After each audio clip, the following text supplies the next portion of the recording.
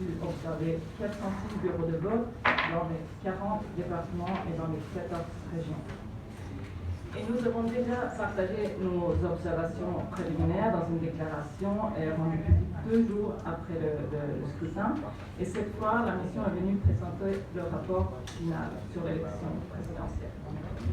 Et le rapport final, elle contient nos observations et analyses détaillées sur le processus électoral, ainsi que des recommandations électorales pour renforcer le scrutin futur. Nous avons déjà remis cet rapport où nous allons encore le remettre à quelques autorités, les Sénégalaises concernées, donc la Direction générale des élections, la Sénat, le Conseil constitutionnel et encore le médiateur de la République.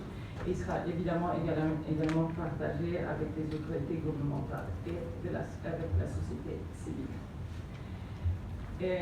Et je vais d'abord vous présenter les principales conclusions de notre rapport final avant de revenir sur les recommandations plus précises.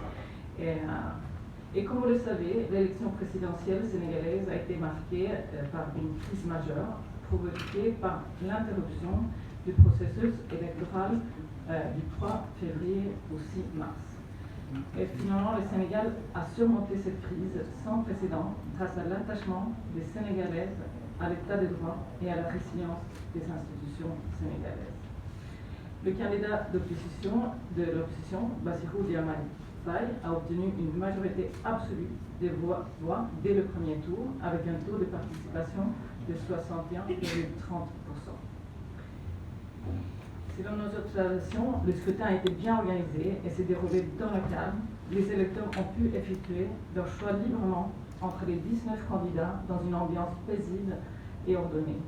Et la mission souligne que l'élection avait été bien organisée avec efficacité par les autorités électorales. La transparence et la crédibilité de